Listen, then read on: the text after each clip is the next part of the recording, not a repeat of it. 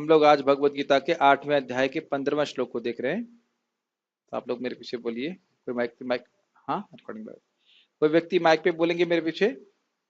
मामुपेत्य पुनर्जन्म मामुपेत्य पुनर्जन्म दुःखालयम् अशाश्वतम् दुःखालयम् अशाश्वतम् नानुपवन्ति महात्मानः नाप्नुवन्ति महात्मानः नाप्नुवन्ति महात्मानः नाप्नुवन्ति महात्मानः संसिद्धिं परमां गताः। संसिद्धिं परमां गतः। इससे पहले वाले श्लोक में बोला गया था कि जो लोग अनन्य भक्ति करते हैं वे मुझको प्राप्त करते हैं। इस श्लोक में बोल रहे हैं, कोई प्रश्न करे कि आपको प्राप्त करने से क्या लाभ होगा, तो कह रहे हैं माम उपेत्य, मुझको प्राप्त करके, पुनर्जन्म दुखालयम अशाश्वतम नानुपवंती, मुझको प्राप्त करके व्यक्ति दोबारा पुनर्जन्म को प्राप्त नहीं करता। और पुनर्जन्म प्राप्त करने में क्या कठिनाई है? दुखालयम अशाश्वतम, ये जगत दुख का घर है और अशाश्वत है।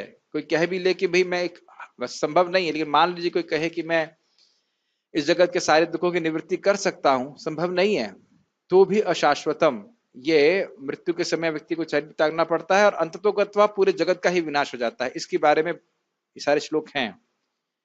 और ऐसे महात्मा लोग हैं, वो मुझे प्राप्त करते हैं और क्यों क्यों उस जगत में नहीं आते? संसिद्धिम परमाम गता, परम सिद्धि को प्राप्त करके, भगवत प्रेम प्राप्त करके भगवान के धाम में चले जाते हैं, वापस कभी नहीं आते। तो इस जगत में थोड़ा सा उसके फैन कम कर सकते हैं। इस जगत में कुछ करियर बनाने की क्या आवश्यकता नहीं है। जहां हर तरफ केवल दुख ही दुख है, ऐसी स्थिति में कोई करियर बनाने की फायदा नहीं है। करियर समझते हैं? करियर समझते हैं आप लोग? भविष्य कोई नहीं। भविष्य अगर हम भक्ति नहीं कर रहे हैं तो भविष्य बिल्कुल धूमिल है, अंधला है, क्योंकि एग्जिट पॉइंट कभी भी हो सकता है। और अगर व्यक्ति कुछ करना भी चाहता है तो इसी दृष्टि से करे, उसी उद्देश्य से करे कि वह भगवान की आगे कुछ के द्वारा सेवा कर पाएगा। तो लेकिन प्राय लोग भौतिकता में फंस जाने के बाद भगवान की सेवा कहाँ कर पाते हैं और भोग में अधिक प्रवृत्त हो जाते हैं। ठीक है, हम पढ़ते हैं आगे।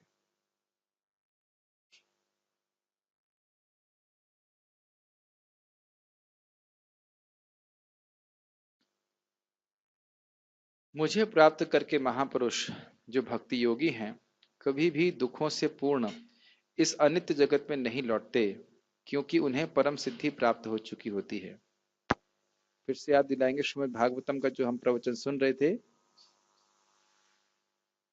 संयोगा अप्रिय, अप्रिय संयोगा प्रिय वियोगा, अप्रिय वस्तुओं का बार बार संयोग और प्रिय वस्तुओं का बार बार वियोग, ये हर योनि में, देवता योनि में भी चलता रहता है। तो व्यक्ति एक प्रश्न कर सकता है कि भाई लोग इतना दुख है तो लोग जगत से बाहर निकलना चाहते क्यों नहीं? अगर जगत में इतना दुख है तो जगत से बाहर क्यों नहीं निकलना चाहते? आप लोगों को बताइए, तब भी क्यों नहीं निकलना चाहते? तो देखिए, इसके एक सिंपल बात यह है, आलय का अर्थ होता है छुपा हुआ है। लय मतलब छुपा हुआ है। तो दुख तो है लेकिन दुख छुपे हुए हैं, और हमारे मन के कारण। मन ये सोचता है कि थोड़ा सा एडजस्ट कर लो तो बिल्कुल ठीक हो जाओगे। तुम्हें भगवान की जरूरत नहीं है, तुम भगवान के बिना भी सुखी हो सकते हो। थोड़ा सा एडजस्ट कर लो, अब बस थोड़ा सा एडजस्ट कर लोगे तो निश्चित रूप से तुम्हारी सारी समस्याओं का समाधान हो जाएगा। क्या अपने मन में हम इस बात को देखते हैं? थोड़ा सा एडजस्ट करो, ये परेशानी आ रही है, अंजसा बहुत जल्दी से इस सोल्यूशन मिल जाएगा, इसको कर लो, उसके बाद तुम पूरी तरह सुखी हो जाओ। है ना? इस प्रकार से हमारा मन फंसाया रहता है। इसको हम आगे भी चर्चा भागवत में सुनेंगे। मन ही के कारण हम बार बार इस जगत में फंसे हुए हैं। थोड़ा थोड़ा एडजस्ट कर लो, थोड़ा थोड़ा एडजस्ट कर लो। एग्जाम्पल दिया जाता है कि राजा पहले किसी को प्रताड़ित करते थे तो पानी में डुबोते थे उसको, तो बहुत दुख मिलता था, बहुत दुख मिलता था। जैसे सांस उखड़ने वाली होती थी, थोड़े समय के लिए उसको बाहर निकाल लेते थे, बड़ा अच्छा है, और फिर उसको पानी में डुबो दिया करते थे। तो ये स्थिति है कि हम लगातार दुख भोगते रहते, थोड़ा सा सुख मिल जाता है, हम सोचते हैं बहुत अच्छा है, ये जगत इतना बुरा तो नहीं। तो ये बात जो है, इसी कारण से लोग इस, और दूसरा बात, लोगों को पता भी नहीं कि ये जगत अनित्य है, इसी जगत को सत्य मानते बैठते हैं। लेकिन ये सत्य नहीं है। जगत जगत सत्य कहाँ पे है? भगवान का धाम। तो जो भक्ति योगी उसको समझ पाता है। गीता भूषण टीका। कभी आपने ऐसे देखा है कि कोई बहुत गरीब व्यक्ति हो, जो बहुत ही दयनीय अवस्था में हो, उस पे आपको दया आती है लेकिन उसको अपने आप पे दया नहीं आती? कभी देखा है आपने ऐसा? बहुत देखे ना, पागल से घूमते रहते हैं, और कभी कभी पागल हंसता है और कभी रोता है। उसके रोने और हंसने का कोई महत्व है? बहुत बहुत ही ज्यादा मर्म भेदी बात है अगर आप विचार करें तो। एक पागल के हंसने और रोने का कोई मतलब है? देखे हैं पागल को हंसते हुए? आप तो ऐसे कर रहे हो जैसे मैं कोई बहुत बड़ा वेदांत का वचन बोल रहा हूं। देखे नहीं किसी पागल को हंसते हुए और रोते हुए? और क्या नाम से आपने कभी देखा है रोते हुए? रोते हुए भी देखा है। तो उसके रोने और हंसने का कोई महत्व है? और क्या वह अपनी ही दयनीय स्थिति को समझ पा रहा है? नहीं दे पा रहा। ऐसे ही हम लोग को लगता है कि हम लोग दयनीय स्थिति में हैं। नहीं लगता ना। देख लो, अभी अपने को देख लो आप। आपको लग रहा है कि हम दयनीय स्थिति में हैं अभी? हम तो ठीक हैं, we are okay, not that bad. सही है, ठीक लग रहे हैं देखने में हम तो। कितनी बुरी स्थिति है, ऐसे शरीर में है जिसमें हमको रोज मल त्यागना पड़ता है। दयनीय स्थिति है कि नहीं? फिर भी मतलब ओके, नॉट दैट बैड। उस पर भी हम अहंकार भी से विभूषित हो जाते हैं। अहंकार भी करते हैं, मैं कितना बुद्धिमान हूं, मैं क्या हूं, मैं ये हूं। बताइए दयनीय स्थिति है या नहीं? लेकिन देखिए कितनी बुरी बात है कि हमको अपनी स्थिति दयनीय नहीं लगती, और हमारी स्थिति को स्वर्ग वाले कहते हैं देखो कैसे खराब व्यक्ति हैं। और फिर उसके ऊपर वाले स्वर्गों को बोलो, कहते देखो कितने फालतू के भोगों में पड़े हैं। इस प्रकार से उत्तर उत्तर सुख की अनुभूति होती रहती है। तब जो उच्चतर सुख को प्राप्त होता है, कहता है देखो कितने निकृष्ट भोगों में पड़े हुए हैं लोग। तो ये स्थिति है हमारी। और अद्भुत बात है कि हमको भी ऐसा कोई कुछ अनकंफर्टेबल अनुभव नहीं होता। अनकंफर्टेबल क्या बोलेंगे? असुविधा अनुभव नहीं होती। इस ये सब किसकी वजह से होता है? माया की वजह से। बार बार माया हमको मोहित करती रहती है। अगर वाकई इस जगत में अनकंफर्टेबल फील करें, असुविधा अनुभव करें, तो स्वभाव कम से कम इसी का अगर इतना भी समझें, तो भी भगवान के धाम जाने की इच्छा होगी कि नहीं होगी? विचार नहीं बात। इसीलिए दुखालयम, दुख तो है लेकिन छुपे हुए। गीता भूषण टीका। जो इस स्थिति को प्राप्त कर लेता है उसे क्या फल प्राप्त होता है? किस स्थिति को? भगवान की परम सिद्धि ने शुद्ध भक्ति जो हम बात कर रहे थे पिछले 14वें श्लोक में, अनन्य भक्ति को। जिन भक्तों को गुणों का मैंने वर्णन किया, वे महात्मा मुझे प्राप्त करके दोबारा इस भौतिक जगत में जन्म नहीं लेते हैं। तो ऐसा मत सोचिए कि हम अगर भगवान के चरण कमलों की प्राप्ति करना चाहते हैं, प्रेम भक्ति प्राप्ति करना चाहते हैं, तो भगवान हमको यहीं पटके रहेंगे और अपना धाम नहीं देंगे। आपको याद है ना पिछले श्लोक में क्या बोला गया था कि भगवान अपने भक्त से विरह का अनुभव नहीं सहन कर पाते, स्वयं ही भक्त को लेके आ जाते हैं। कुछ समय के लिए इस अपने भक्तों को इस जगत में रखते हैं ताकि भक्ति का प्रचार उस भक्त के द्वारा हो सके। भगवान स्वयं भक्ति का प्रचार नहीं करते, उसके माध्यम से कराते हैं, भक्तों के माध्यम से कराते हैं। नहीं तो लेके जाने के लिए तो तुरंत ही लेके जा सकते हैं। Make sense? Yes, no? ठीक। यह भौतिक जन्म कैसा है? यह माँ के गर्भ में वास आदि के दुखों से भरा हुआ है। अब कभी कभी लोग कहते हैं कि अरे हमको तो माँ के गर्भ में रहने का दुख याद नहीं है। तो यह कि कोई बहुत सुंदर दलील है? दलील मतलब आर्ग्यूमेंट। अगर आपको याद नहीं है तो यह तो समझते हैं कि हर बच्चा माँ के गर्भ से ही होकर आता है। तो यही तो दिक्कत है कलयुग में कि लोगों की बुद्धि एकदम बंद हो गई है। जो बात एकदम स्पष्ट है उसको बिल्कुल नहीं समझ सकते। और ये कौन क्यों दे रहे हैं? कि वो इस प्रकार से सोचना चाहते हैं, पापी हैं, इसलिए भगवान भी ऐसे ही ज्ञान उसके मन में स्फुरित कर रहते हैं, समझ ही ना पाओ।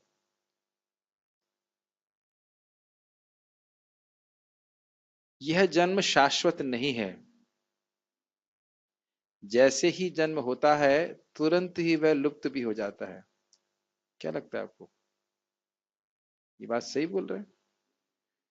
जैसे ही वह जन्म लेता है, बड़ी सुंदर टीका है, जैसे ही वह जन्म लेता है वह तुरंत मर जाता है।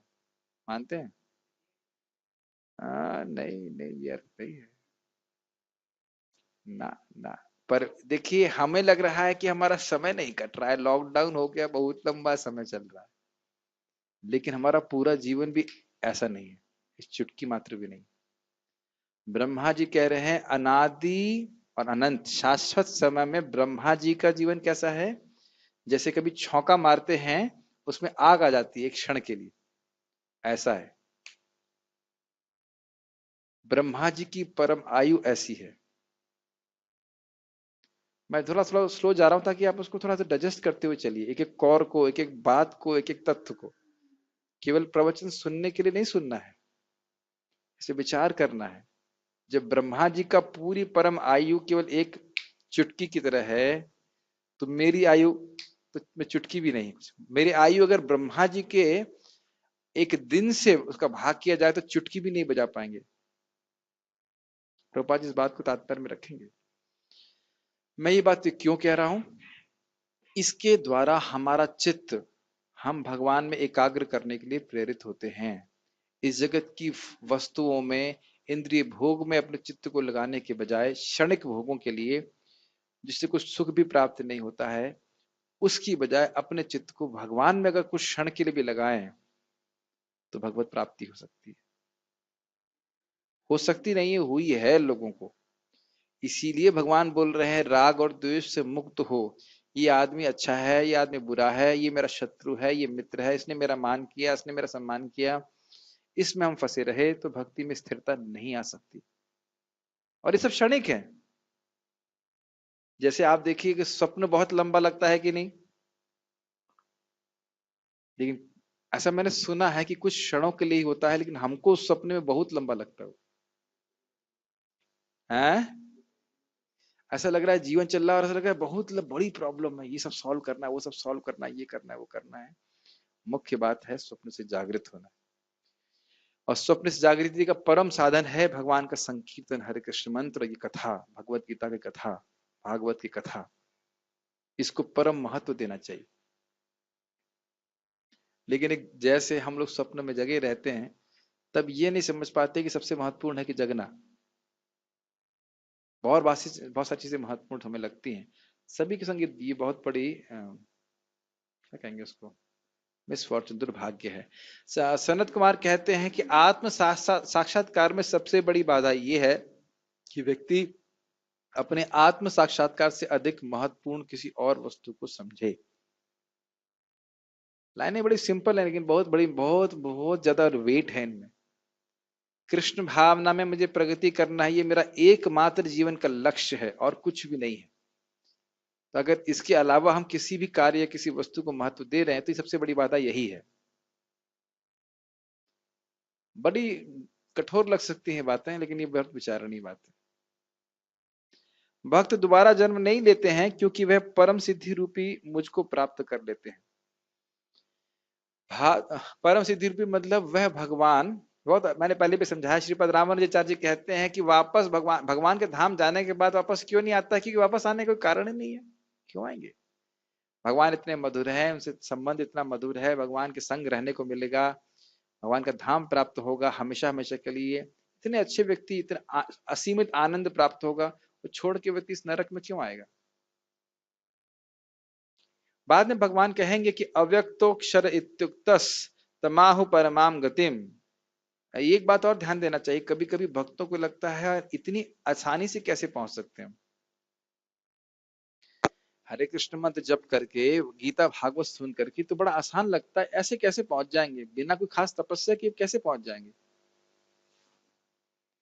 तो देखिए, इसका उदाहरण दिया जाता है कि अगर सही साधन का अवलंबन करे तो साध्य की प्राप्ति हो जाती है। जैसे अगर कोई कहे कि गेहूं उगाना है, तो गेहूं क्या साइंटिस्ट अपनी लेबोरेटरी में उगा सकता है? नहीं उगा सकता। अगर उसने मान लीजिए नोबेल प्राइज प्राप्त किया हो तब नहीं उगा सकता है। और वह किसान जो बिल्कुल पढ़ा लिखा ना हो, क्या वह अपने खेत में गेहूं उगा सकता है? सकता क्या है, उगा ही रहे हैं टनों टन। तो सही साधन का आश्रय लेने पे अयोग्य व्यक्ति भी बहुत आसानी से उस कार्य को कर सकता है। यस, यस, कुछ कहना चाहते जैसे अभी हम देख रहे हैं जितने बड़े बड़े लिखे साइंटिस्ट इंजीनियर सब घर में बैठे सिर्फ अनपढ़ किसान लोगों को खिला रहा है। हैं? यस। तो पॉइंट ये है कि जो गेहूं है वह बड़ी आसानी से उगाया जा सकता है, लेकिन साइंटिस्ट रिसर्च करके भी एक कण गेहूं का नहीं उत्पन्न कर सकते। तो उसी प्रकार से जो बड़े बड़े दार्शनिक हैं, जिनको बड़े बड़े विचिंतन कर रहे हैं, भगवान के चरणों की प्राप्ति नहीं कर सकते, लेकिन अनन्य भक्ति का आश्रय लेंगे तो भगवान की कृपा से भक्त बड़ी आसानी से भगवान को प्राप्त कर सकते। तस्य हम सुलभ पार्थ नित्य युक्त योगिनः। Does it make sense? कठिनाई क्या है, जो तथाकथित शुष्क दार्शनिक हैं वह भगवान की बात पे श्रद्धा नहीं रखते, भक्तों के सामने झुकते नहीं, झुकना नहीं चाहते, अहंकार से भय रहते हैं, इस कारण से वो समझ नहीं पाते। अन्यथा समझना बड़ा आसान है। परमात्मा कौन है? कृष्ण। कितना आसान है। अगर गीता में विश्वास है तो समझ में आ जाता है, और नहीं तो फिर आप रिसर्च करते रहिए। भगवान का धाम कहाँ है? कितना आसान है। वो लोग एक ही झटके में बोल सकते हैं। श्रद्धा है भगवान में तो बिल्कुल सही उत्तर है, भले ही हम ना जानते हो, लेकिन उत्तर बिल्कुल सही है। Does it make sense? तो ये बात बोल रहे हैं, बड़ी आसानी से हम प्राप्त कर सकते हैं। भगवान के स्वरूप को ही परम गति कहा जाता है और वह शाश्वत है और भौतिक दृष्टि के समक्ष प्रकट नहीं होते हैं। क्या अर्थ है? भगवान का स्वरूप मतलब भगवान का जो सच्चिदानंद स्वरूप है, जो गोलोक में प्रकाशित है, उसी को परम गति कहते हैं। परम, परम श्रेय, श्रेय समझते हैं, हाईएस्ट बेनिफिट, कि भगवान के इस दिव्य स्वरूप के सुख का अनुभव कर सके भक्त। और आप जानते हो कैसे करेगा? भक्ति के द्वारा। जब भक्ति हृदय में होती है, प्रेम होता है, तभी भगवान के उस दिव्य स्वरूप का अनुभूति भक्त को हो पाती है। तो वही परम गति है। भगवद गीता 7.21, कैसे लोग मुझे प्राप्त करते हैं? वे बड़े उदार मन वाले हैं। इसका अर्थ है कि वे मुझ पर ही अपने मन को केंद्रित करते हैं, जो ज्ञान और आनंद का समुद्र है और जो अपने भक्त पर कृपा करने के प्रति अभिमुख हैं और जो पूरी तरह से अपने भक्तों पर निर्भर रहते हैं। कुछ हिंदी में गड़बड़ है, आप लोग वैष्णव हैं, भाव स्वीकार कर लेंगे इसको। भक्तों को महामना कहा जाता है। क्यों महामना कहा जाता है? महाआत्मा कहा जाता है, महात्मा कहा जाता है क्योंकि उनकी आत्मा, उनके मन में भगवान निवास करते हैं, जो सबसे महान है। वासुदेव महामनः, जब भगवान को वासुदेव जी लेके जा रहे थे टोकरी में, तो वहां एक शब्द आया महामना। क्यों महामना? क्योंकि भगवान वसुदेव जी भगवान को हृदय में भी धारण किए हुए थे। ऐसे ही अक्रूर जी जब यहाँ आ रहे थे, तब भी वहां पे ऐसे शब्द आया महामना, भगवान को अपने मन में धारण किए हुए थे। एक और बात आप उदार शब्द पे विचार कर सकते हैं। भागवत में बोला गया है, क्या है श्लोक? धर्म प्रोजित कैटबोत्र परमो निर्मत्सराणाम। जो परम निर्मत्सर हैं, पद परम पर उत्कर्ष असहनम इति मात्सर्यम, दूसरे का उत्कर्ष न सहन कर पाना, ये मात्सर्य होता है। तो भक्त लोग इस जगत में किसी की तथाकथित भौतिक प्रगति से बिल्कुल भी ईर्ष्या नहीं करते। इसीलिए भगवान के और क्यों नहीं करते हैं? क्योंकि उन्हें कोई स्वयं अभाव का अनुभव नहीं होता। वह भगवान की कथा सुनकर के पूरी तरह अभाव से रहित हो जाते हैं, तृप्त हो जाते हैं। जैसे अगर आपका पेट भरा हो, एकदम पेट भर गया है, तो अब लोग क्या खा रहे हैं आपका ध्यान नहीं जाता, ठीक है ना? तो भक्त लोग भगवान की कथा कीर्तन करके इतने तृप्त हो जाते हैं कि जगत में कोई अगर भौतिक रूप से आगे बढ़ा भी है तो कहते हैं अरे वो तो दुख में है, उसके वो तो खाली भौतिक वस्तुएं इकट्ठा करके केवल दुख में है, वो सुख में नहीं। जैसे आप बता रहे थे कि एक व्यक्ति बहुत पैसे वाला है आपकी जानकारी में और बस दुखी हो रहा है, और दुख होना ही है। केवल धन इकट्ठा करते रहेंगे तो केवल दुख को ही इकट्ठा कर रहे हैं, समझ लेना चाहिए। आप देख लीजिए हमारे आश्रम में भक्त लोग टीने में के नीचे रहते हैं, टीन के नीचे थोड़ा सा फॉल सीलिंग कर दी गई है। किसी एक भक्त ने भी आज तक कंप्लेन नहीं किया, प्रभु जी मैं और घर छोड़ के आप टीने में रुकाते हो मेरे को, कम से कम ईंटे की छत तो देते। क्यों भाई, इस पे कभी झगड़ा हुआ है? और नींद में कोई दिक्कत हो रही है, उठ ही नहीं पाते। और अद्भुत बात यह है कि हम लोग जानते हैं, एकदम स्पष्ट जानते हैं, जो ब्रह्मचारी लोग हैं एकदम स्पष्ट जानते हैं कि हम लोग कोई तपस्या नहीं कर रहे हैं। तपस्या तो बेचारे गृहस्थ लोग कर रहे हैं। और मैंने जब यह प्रश्न किया कि कौन तपस्या कर रहा है, मतलब मैंने पूछा कौन तपस्या कर रहा है कांग्रेगेशन में, तो कहा प्रभु जी आप तपस्या कर रहे हैं। हमने कहा हे भगवान, हम लोग आप लोग इतनी मेहनत करते हो, हम लोग तो कोई खास मेहनत नहीं करते, हम तो वह कार्य कर रहे हैं जो हमें अच्छा लगता है। मंगल आरती जाना अच्छा लगता है, जब करना भी अच्छा लगता है, क्लास सुनना अच्छा लगता है, हम तो अच्छे अच्छे कार्य कर रहे हैं, अच्छा प्रसाद खा रहे हैं। तो तपस्या कहाँ शुरू हुई हमारी? हमारी तो तपस्या शुरू ही नहीं हुई। और जब तो आपको भी करना है, अगर मान लीजिए बोलेंगे जब तपस्या है तो बच्चों को पालो, ये करो वो करो, फिर भी लोग कह रहे हैं नहीं ब्रह्मचारी लोग तपस्या कर रहे हैं। क्यों भाई, आप लोग मानते हो तपस्या कर रहे हैं आप लोग? नहीं, वो तो सबको उठना पड़ता है, गृहस्थों को भी सुबह उठना पड़ता है। माइक में बताइए। ब्रह्मचारी लाइफ में अगर कोई सुबह उठ रहा है उसको स्पेशल मानते हैं, अभी वो 4 बजे जो उठ रहे हैं। नहीं, लेकिन आश्चर्य की बात यह है कि इतना तपने के बाद भी लोग परेशान, लोगों को नहीं लग रहा कि वो तपस्या, सोच रहे हैं हम तपस्या कर हमारी रहे हैं। तपस्या दिव्य है ना। खाली हम ये कहना चाह रहे हैं कि भक्त लोग इस समय अगर श्रवण कीर्तन ना करें, तब उनके मन में भी ऐसे विचार आएगा, अरे टीने के नीचे रह रहे हैं, अरे ये खाने को प्राप्त नहीं हो रहा, अरे वह खाने को प्राप्त नहीं हो रहा। मैं इसलिए बोल रहा हूँ, मरणासन अवस्था में ये हम कभी, मेरी बहुत इच्छा होती है इस टीका को समझाने के लिए कि सुखदेव गोस्वामी ने परीक्षित महाराज को कथा क्यों कही। इस पे बहुत टीका की गई, बहुत टीका, बहुत सुंदर। लेकिन एक बात परीक्षित महाराज कहते हैं कि मैं आज सुख का अनुभव कर रहा हूं, अब मैं अनुभव कर रहा हूं कि आज तक मैं केवल जला हूं, केवल जला हूं। इस बात क्यों बोल रहा हूं?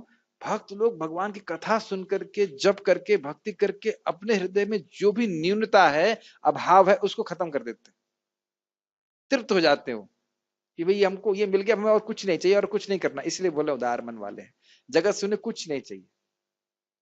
समझ में आ रहा है मेरी बात? ना कोई मान चाहिए ना सम्मान चाहिए, कुछ मतलब नहीं। और क्यों?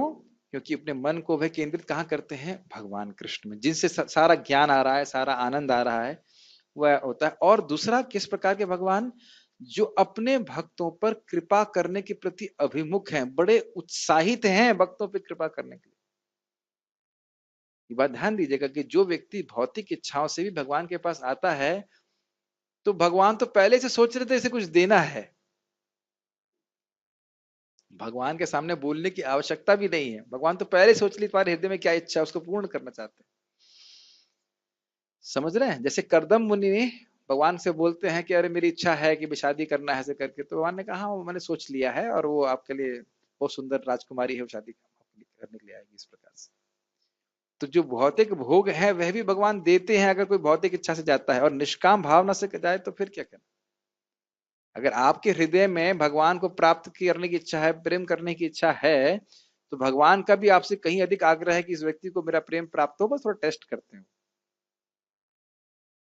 समझ रहे हैं मेरी बात? और धीरे धीरे अपने जीवन में देखेंगे कि भक्ति में बढ़ने की जो भी इच्छा थी, एक इच्छा बता देना जो पूर्ण ना हुई हो। आपकी इच्छा तीव्र होनी चाहिए कि मैं भक्ति में प्रगति करूं, और आपकी इच्छा पूर्ण ना हो, ऐसा असंभव, ऐसा हो नहीं सकता, ऐसा हो नहीं सकता है।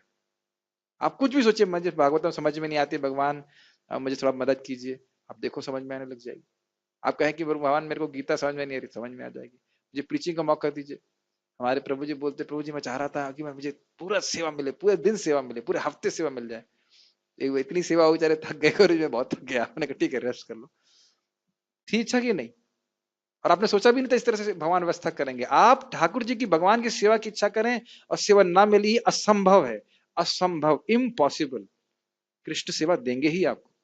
उनका बड़ा आग्रह है अपने भक्तों पर कृपा करने के लिए। आप देखो, भगवान का गुण, एक गुण है कि अपने भक्तों की इच्छा जरूर पूर्ण करते हैं।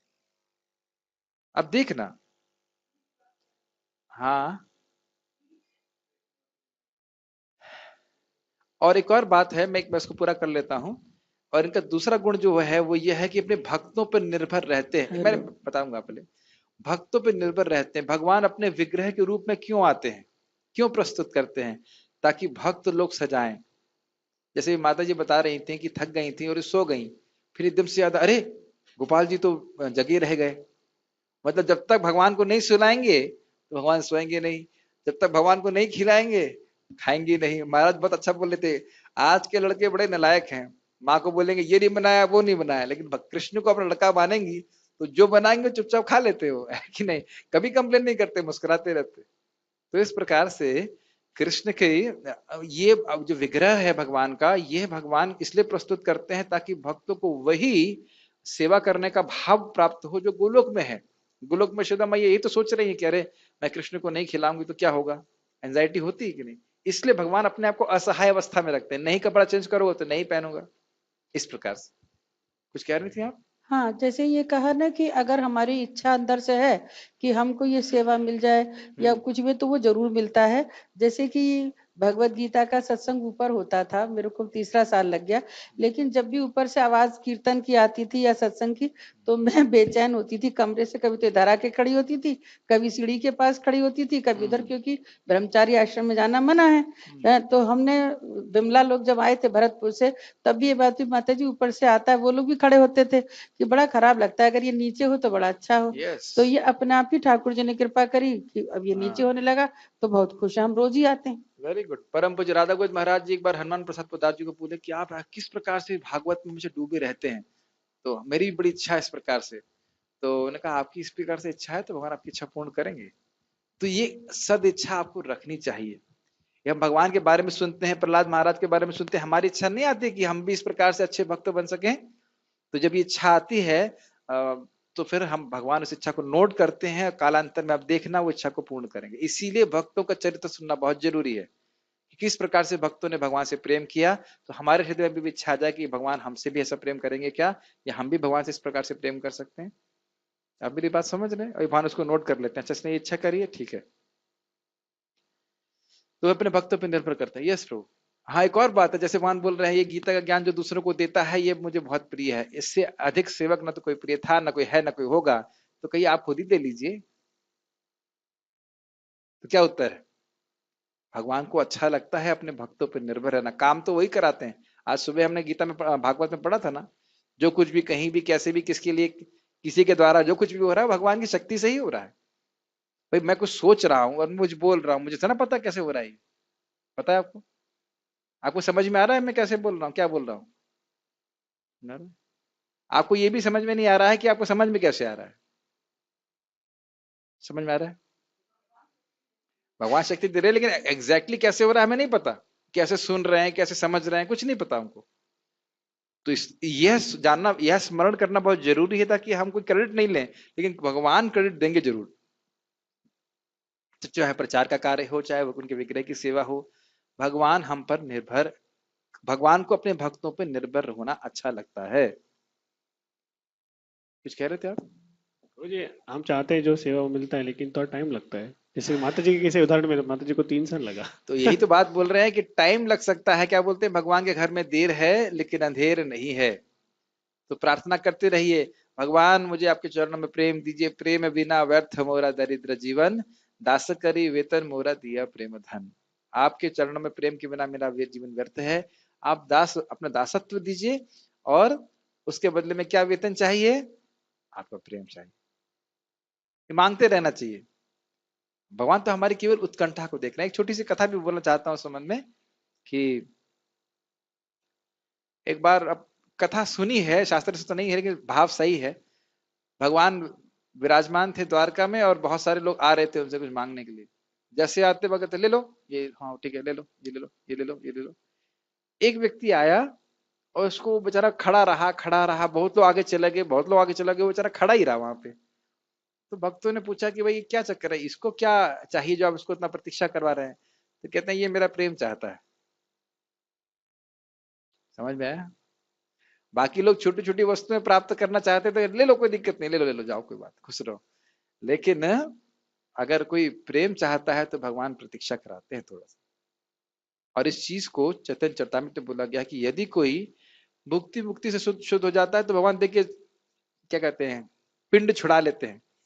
लेकिन अगर कोई भगवान का प्रेम ये सब चीजों को रिजेक्ट करता है तब भगवत प्रेम प्राप्त होता है। ये हमेशा ध्यान रखिएगा। भक्ति कर रहे हैं तो और भौतिक वस्तु भी प्राप्त होंगी, उसको रिजेक्ट करना पड़ेगा आपको, ये नहीं हमें नहीं चाहिए ये, तब भगवत प्रेम प्राप्त होगा। ठीक है, पढ़े। वह साष्टी आदि सिद्धियों को महत्व नहीं देते। देखिए लिखा है ना ये बात, अगर भगवान सिद्धि देते हैं कुछ देते हैं तो ना, हमें वो सब नहीं चाहिए। आपको आपने पढ़ा होगा प्रहलाद महाराज कह रहे हैं भगवान मैं तो ऐसे असुर कुल में हूं, आप मुझे भौतिक वरदान के प्रति क्यों प्रलोभन दे रहे हैं। तो भगवान इस प्रकार का प्रलोभन देंगे। एक भक्त बहुत अच्छा बोल रहे थे, कह रहे थे यदि आपको भगवान का दर्शन हो कालांतर में तो भगवान कहे तुम्हें क्या चाहिए तो कभी कुछ भौतिक मत मांगना। भागवत तो सुन लेना पहले से, होगा ना कभी दर्शन आपको, तो भगवान कहे बेटा तुम्हें क्या चाहिए, जो चाहिए वो मैं दे सकता हूं, तो कभी मत बोलना कि मुझे कुछ भी भौतिक चाहिए। यही बोलना कि भगवान की आपके चरणों में भक्ति प्राप्त हो। कुछ कहना चाह रहे हैं? ठीक है। वे मुझे ही अपने जीवन को धारण करने वाली दवा के रूप में लेते हैं। कितना सुंदर अर्थ है देखिए, ये नहीं लूंगा तो मैं मर जाऊंगा, इस प्रकार की बात भक्तों की होती। हम लोग के अंदर वह गुण नहीं है, लेकिन हम कम से कम सुनना चाहिए और इस प्रकार के गुण को धारण करने की अभिलाषा होनी चाहिए। ऐसे व्यक्ति मुझको प्राप्त करते हैं जो परम सिद्धि है। क्या परम सिद्धि है? भगवान कृष्ण स्वयं। नोट, यह श्लोक दर्शाता है कि जो भक्त केवल भगवान के ही परायण हैं वे अन्य भक्तों से श्रेष्ठ है। अन्य भक्त अर्थात जो लोग साष्टी सामीप्य सालोक्य इत्यादि चाहते हैं उनसे श्रेष्ठ है। यहां वो क्या चाहते हैं? केवल भगवान का प्रेम चाहते हैं, और कुछ अपेक्षा नहीं कि भगवान इसके बदले में और कुछ भी दे। वो अपने आप भगवान देंगे वो अलग बात है, लेकिन वह भगवान से प्रीति करना चाहता है, ये मुख्य बात।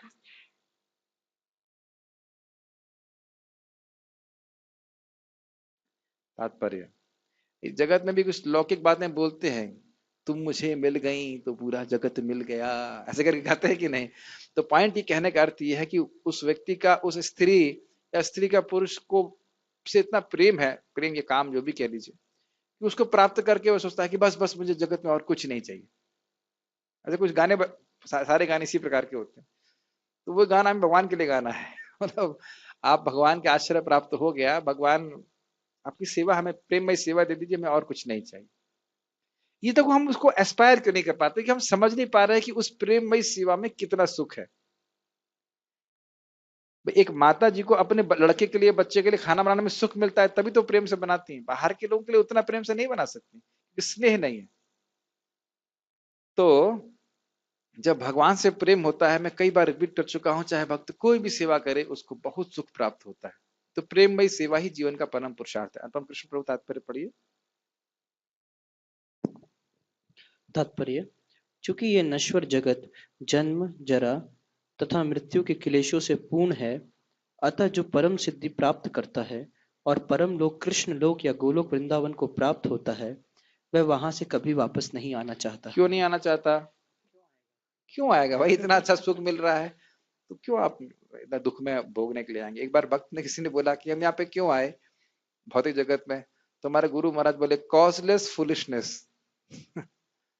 इस क्या कहेंगे इसको हिंदी में, कैसे क्या, बिना कारण की मूर्खता, अकारण अहेतु की मूर्खता। कोई कारण नहीं है, क्यों आए, मूर्ख है और किस लिए आए। यस, इस परम लोक को वेदों में अव्यक्त अक्षर तथा परमागति कहा ये गया है। टीका, अभी टीका में हम पढ़ चुके हैं। यस, दूसरे शब्दों में यह लोक हमारी भौतिक दृष्टि से परे है और अवर्णनीय है, किंतु यह चरम लक्ष्य है जो महात्माओं का गंतव्य है। एक इंटरेस्टिंग बात है, भौतिक दृष्टि से परे है, इसका मतलब यह नहीं है कि वो है नहीं। प्रभुपाद जी बड़ा अच्छा एक तात्पर्य में कहते हैं कि जैसे चंद्रमा है ना, सूर्य है ना, ऐसे ही भगवान का धाम भी है। क्यों भाई?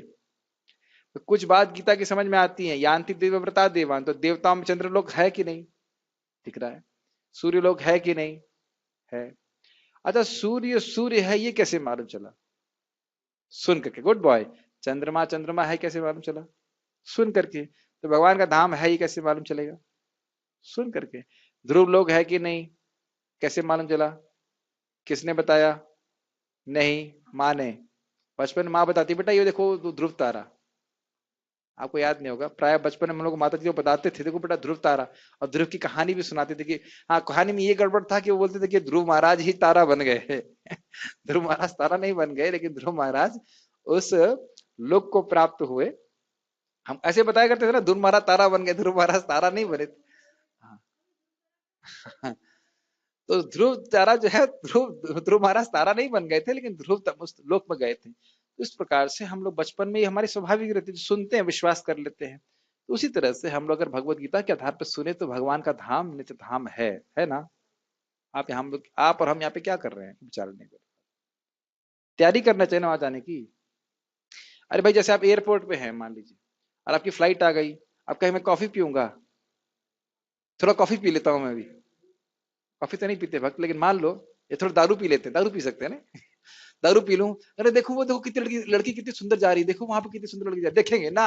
अरे भैया फ्लाइट पकड़नी है, मैं कॉफी पीऊंगा, लड़कियों को देखूंगा, शराब पीऊंगा, ये करूंगा कि लाइफ फ्लाइट पकड़ूंगा, फ्लाइट छूट जाएगी भाई साहब। करते कि नहीं? जो लोग हवाई जहाज पे बैठे वो समझ गए, सब सब जैसे घंटी बजती है तुरंत भागना चालू करते हैं, सब लोग लाइन में लगना चालू लग जाते हैं, अरे हमारी फ्लाइट ना छूट जाए। अब मेरी बातें समझ रहे हैं मैं क्या कहना चाहता हूं? अगर हम भगवत धाम जाने के लिए फोकस्ड हैं तो इन डिस्ट्रैक्शन से अपने आप हम मुक्त हो जाएंगे। जैसे हमारे पार्थ प्रभु, आप माइक पे उत्तर दीजिएगा, मैं बताता हूं, प्रश्न कीजिए। अगर आप 20 किलोमीटर प्रति घंटा पे टवेरा चला रहे हैं तो लेफ्ट राइट दिख सकते हैं? 20 किलोमीटर? हाँ, हाँ आराम से। 50 पे, आराम से। 80, हाँ थोड़ा। हाँ, और 160? नहीं फिर फोकस, आप समझ गए? तो यानी कि अगर बड़ी तेजी से, बहुत सुंदर बात, बहुत सुंदर बात, परम पूज्य आप महाराज सुनते हैं, हलधर महाराज बोलते हैं कि भाई आपको पॉइंट ए से पॉइंट बी में जाना है या दिल्ली से वृंदावन पहुंचना है, अगर कोई टाइम लिमिट नहीं है तो आपकी स्पीड वो तेज नहीं होगी। 1 महीने में पहुंचना है, 2 साल में पहुंचना है, ठीक है पहुंच जाएंगे, आराम चल रहे हैं, फिर भी सो रहे हैं, फिर उठ रहे हैं, पहुंच जाएंगे किसी तरह से। लेकिन यदि आपने सोचना है कि अरे आज भाई फेस्टिवल है, मुझे 2 घंटे में पहुंचना है, 1.5 घंटे में पहुंचना है, तो फिर गाड़ी 30 स्पीड तेज की जाएगी। समझ रहे हैं मेरी बात? तो अगर भगवान के धाम इसी जन्म में पहुंचना है तो स्पीड थोड़ा तेज करेंगे, जब अच्छे से करेंगे, भक्ति ठीक से करेंगे, और नहीं क्या है भाई पहुंच जाएंगे, जब पहुंच जाएंगे तो फिर ठीक है, एक जन्म, अगला जन्म, दूसरा जन्म, तीसरा जन्म, ऐसे होता रहेगा, धीरे धीरे करके पहुंच जाएंगे। तो मैंने स्पीड वाली बात क्या करी, एकदम फोकस रहेगा कि नहीं मुझे भगवान को संतुष्ट करना है। भगवान कैसे संतुष्ट होते हैं? श्रवण कीर्तन भक्ति के द्वारा संतुष्ट होते हैं। तो भक्ति में ही अपने चित्त को लगाएगा, इधर उधर नहीं जाने देगा। कुछ कह रहे थे आप? वो आप एग्जाम्पल दे रहे थे ना एरोप्लेन वाला, ये हमारे साथ प्रैक्टिकल हुआ था। हम हावड़ा स्टेशन पे लेटे थे और ट्रेन 12 बजे चलनी थी। हमने बोला चल 5 मिनट और सो लेते हैं, ट्रेन आएगी चल पड़ेंगे। वो 5 मिनट के चक्कर में ट्रेन निकली, हम बहुत भागे, उसके पीछे हाथ नहीं आई। ये सर, ये सोचते हैं हम, बहुत अच्छा उदाहरण प्रभु जी ने दिया। इस प्रकार से सोच रहे हैं कि मानव जीवन तो मिलेगा ही। अरे ये संकीर्तन तो रोज ही मिलता है, लोग कौन रोज ही तो 6 बजे से प्रभु संकीर्तन करते हैं, क्या जाना है, और थोड़ा बातें कर रहे हैं तो फिर जाऊंगा, ठीक। लेकिन बाहर जाके देखिए लोगों को, हफ्ते में, अब से भरतपुर में प्रचार करने जाते हैं बेचारे भक्तों को, अब कब से कोई संकीर्तन प्राप्त नहीं है। कितना समय हो गया, 1-1 डेढ़-1.5 महीना हो गया। सोचा कभी आपने? महाराज यही बात बोल रहे थे कि हमें जो सुविधा प्राप्त है उसका हम कभी कभी मूल्यांकन नहीं कर पाते। तो ये सब बातें हैं, लोग समझ नहीं पाते। गीता क्लास तो होती रहती क्या। तो इस प्रकार की विचार अगर व्यक्ति करता है तो फिर वही स्थिति बोल रहा है कि मतलब वह थोड़ा सा फिक्स्ड नहीं है भगवान के बारे में जाने के लिए। यस। महात्मा अनुभव सिद्ध भक्तों से दिव्य संदेश प्राप्त करते हैं और इस प्रकार वे धीरे धीरे कृष्ण भावनामृत में भक्ति विकसित करते हैं। अच्छा, एक इंटरेस्टिंग बात है ना, आपने उस दिन बहुत अच्छी बात बोली थी, भागवत एक अनुभव है, याद है आपको? बहुत अच्छी बात प्रभु जी ने बोली थी। भागवत में शुद्ध भक्तों के अनुभव को रिकॉर्ड किया गया है, और उन भक्तों से हम सुनते हैं। प्रहलाद महाराज से सुन रहे हैं, सुखदेव गोस्वामी से सुन रहे हैं। ये क्या है? ये सानुभाव, नहीं यम नहीं, ये सानुभाव, ये सानु, अपने अनुभव से कृष्ण कितने सुंदर है, कितने कृपालु हैं, ये भक्तों का अनुभव है, और वह उसको मतलब प्रसारित कर रहे हैं कृपा करके। तब हम जैसे जो लोग जो भगवान को नहीं समझ पाते हैं, वह उनके अनुभव से सुन करके समझें और कृष्ण को प्रेम करना सीखें। आज ही मैं सुन रहा था कि जब हम भगवान कृष्ण के बारे में सुनते हैं, तब हम किसी बाबा, किसी देवता के प्रति आसक्ति को त्याग पाते हैं। उनके गुणों को सुनते हैं, तब उनका भजन करने की इच्छा होती है। Make sense? यही बात बोल रहे हैं। तो शुद्ध भक्त से सुनना चाहिए। यस। और दिव्य सेवा से में इतने लीन हो जाते हैं कि वे ना तो किसी भौतिक लोक में जाना चाहते हैं, यहाँ तक कि ना ही वे किसी आध्यात्मिक लोक में जाना चाहते अब हैं। एक भक्त ने पूछा, अच्छा ये भाई वैकुंठ लोक या गोलोक में अच्छा कौन सा है? उसने प्रश्न किया अच्छा कौन सा है, बड़ा उन्होंने ईमानदारी से प्रश्न किया। हमने कहा, गोलोक बहुत अच्छा है। क्यों अच्छा है?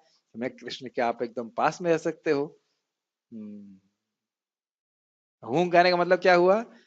सुन, अच्छा अच्छा ठीक है, तो हम गोलोक के लिए प्रयास करेंगे। समझ में आ रहा है कि नहीं आ रहा है? इसीलिए श्रवण करना बहुत जरूरी है। अगर हम भगवान विष्णु के बारे में श्रवण करते तो ये सोचते हैं हाँ वैकुंठ जाना ही सर्वश्रेष्ठ है, वो भी अच्छा है, लेकिन गोलोक मिल जाता तो बहुत अच्छा रहता है।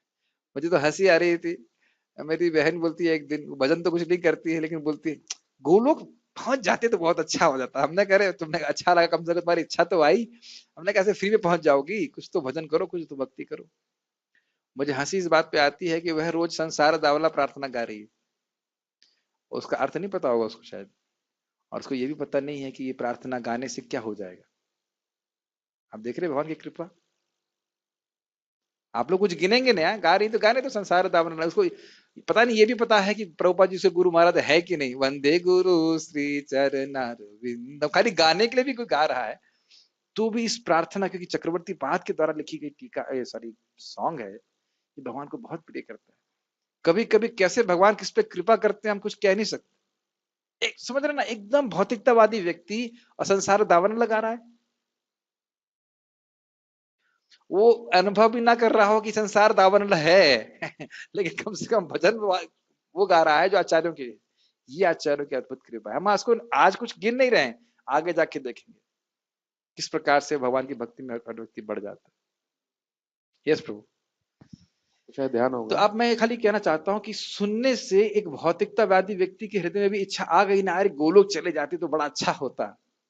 अब वो इच्छा कभी ना कभी तो भगवान वो फलित होगी ना, उसकी इच्छा आई ना कि मैं गोलोक पहुंच जाऊं। आप लोग की इच्छा होती ना गोलोक पहुंच जाएं, योग्य समझते हैं अपने आप को, योग्य नहीं समझते, लेकिन रूप गोस्वामी बोलते हैं कि मैं तो पहले से ही बोना हूं और चंद्रमा पकड़ना चाहता हूं। लंबा आदमी ऐसी चंद्रमा नहीं पकड़ सकता और मैं तो पहले से ही बोना हूं। तो मैं अयोग्य हूं, लेकिन आपके गुणों को देख करके मुझे लोभ हो रहा है कि मुझे सिद्धि प्राप्त हो जाएगी। मेरी बातें समझ रहे हैं? भगवान के दिव्य गुणों की कृपालता को देख करके भक्त को लोभ होता है, अपनी तरफ देखता है तो कहता है मेरे को तो कोई योग्यता नहीं। कुछ कह रहे थे आप? समझ में आ गया? तो सुन करके इस प्रकार से गोलोक जाने की स्पृहा हृदय में आ जाती है भक्त को। यस, वे यानी केव- एक बार ध्यान दीजिएगा, वह आध्यात्मिक लोक में भी नहीं जाना चाहते। पॉइंट समझ में आ रहा है? पॉइंट ये है कि इस जगत के दुख की निवृत्ति मात्र के लिए वह वैकुंठ नहीं जाना चाहते। ये चीजें क्लियर होनी चाहिए। वे भगवान के पास जाकर के उनकी सेवा करना चाहते हैं, इसलिए भगवान को प्राप्ति करना चाहते हैं। जीवन का जो परम लक्ष्य है वह थोड़ा क्लियर होना चाहिए। ठीक, यस। तो प्रभु जी हमें अपनी प्रार्थनाओं में क्या ये चीज रखनी चाहिए कि भगवान अपने धाम में बुला लीजिए, ऐसा कुछ रखना नहीं, चाहिए? प्रेम बिना व्यर्थ मोरा दरिद्र जीवन, दास करी वेतन मोरा दिया प्रेम धन। महाप्रभु की प्रार्थना है, बस और कोई प्रार्थना नहीं। क्योंकि बिना प्रेम के, आपके चरण में प्रेम नहीं है तो मेरा जीवन व्यर्थ है। भगवान तुम मुझे अपनी सेवा में नियोजित कीजिए और आपके चरणों में प्रेम दीजिए, बाकी सारे जो पुरुषार्थ हैं उसके अंदर आ जाएंगे, अपने आप आ जाएंगे। वो सब मांगने की जरूरत ही नहीं। हम लोग के लिए समझना कठिन है, लेकिन जो भगवत प्रेमी होता है उसके लिए कोई दुख नहीं जगत में। कहीं पे भी रहे उसे भगवान का दर्शन होता है। वो भगवान को, प्रभुपाद जी इस संबंध में बहुत सुंदर उक्ति कहे। एक बार प्रभुपाद जी अपने रूम में बैठे हुए थे, वो जप कर रहे थे और वो रो रहे थे, आंखों से बहुत अजस्र आंसू बह रहा था। और फिर प्रभुपाद ने आंखें खोली और उन्होंने अपने शिष्य को जो वहां पे था बोला कि मैं कृष्ण को एकदम सामने देख सकता हूँ और ये सब मेरे गुरु महाराज की कृपा से है। और प्रभुपाद से रो रहे थे। अद्भुत है, एकदम अद्भुत है। So we can not understand कि इसका मतलब क्या है, भगवान का प्रेम का अर्थ क्या है, ये भी हम समझ नहीं पा रहे। बस मति भगवान में ही जा रही है। और इसको मैं जहां तक मुझे स्मरण 3:25-32 में जरा देखिए, किसी को गीता बेस है तो उसमें देखिए 3:25-32 में बोला गया है कि जब कोई किसी का भगवान से इस प्रकार से प्रेम में संबंध हो जाता है तो मुक्ति से भी गरीयसी, मुक्ति से भी श्रेष्ठ है। आज ही सुन रहा था कि मुक्ति जो है यह तो केवल दुखों के, संसार के दुख से निवृत्ति मात्र है, लेकिन प्रेम मतलब भगवान से 4 प्रकार के रसों में संबंध स्थापित करना, और ये हो जाए तो फिर काल भी उस संबंध को कभी नष्ट नहीं कर सकते। है इसमें लिखा है 3:25-32 ये क्या दिखाइए। हाँ हाँ, जब यह सेवा भाव किसी हेतु के बिना श्री भगवान की सेवा में लगा रहता है तो वह सिद्धि से कहीं बढ़कर है। अनिमित्ता भागवती भक्ति सिद्धिर गरीयसी। अनिमित्ता मतलब कोई कारण नहीं कि मैं क्यों भगवान की भक्ति कर रहा हूं, एकदम सहज भाव से भगवान की सेवा हो रही है, प्रेम से सेवा हो रही है, तो यह मुक्ति से भी श्रेष्ठ है। तो इस प्रकार से तो समझ रहे हैं जी पुरुषार्थ। इसीलिए बहुत भगवत गीता सुनना बहुत जरूरी है, ताकि क्लियर तो हो कि भक्ति कर किस लिए रहे हैं। आगे पढ़िए, कुछ डाउट है प्रभु जी? वे केवल कृष्ण तथा कृष्ण के सामीप्य चाहते हैं, अन्य कुछ नहीं। यही जीवन की सबसे बड़ी सिद्धि है। इस श्लोक में भगवान कृष्ण के सगुणवादी भक्तों का विशेष रूप से उल्लेख हुआ है। ये भक्त कृष्ण भावनामृत में जीवन की परम सिद्धि प्राप्त करते हैं। दूसरे शब्दों में वे सर्वोच्च आत्माएं हैं। मैं फिर से याद दिलाना चाहता हूं कि जब हम भगवान का प्रेम प्राप्त करना चाहते हैं तो भगवान बड़े प्रसन्न होते हैं कि यह तो मुझसे सर्वश्रेष्ठ वस्तु मांग रहा है। तो उसमें जितनी भी बाधाएं आती हैं उसको भगवान स्वयं ही नष्ट कर देते हैं। समझ में आ रहा है कि नहीं आ रहा? क्योंकि हम सर्वश्रेष्ठ पथ पे हैं, जो वो पथ पे जो उस पथ को स्वीकार करता है वह भगवान को बहुत प्रिय होता है। प्रमाण 12:20 भगवत गीता। ये तु धर्मामृतम मदम यथोक्तम पर्युपासते। इस प्रकार से जैसे मैंने इस धर्म के पथ को बताया, जो उसको स्वीकार करता है वह मुझको भक्तास्ते तीव में प्रिय, ऐसा भक्त मुझे बड़ा प्रिय होता है। तो जिसने भक्ति के पथ को स्वीकार किया वह भगवान को बहुत प्रिय है। भगवान स्वयं उसकी बाधाओं को सब अपने आप काट देंगे। लेकिन चेतसा मत मत चित्ता सर्वदुर्गाणी, चित्त को भगवान में लगाना होगा। चित्त तभी लगेगा भगवान में जब प्रचुर मात्रा में भगवान के बारे में सुनेंगे। कोई प्रश्न है यहां तक? नेक्स्ट देखते हैं।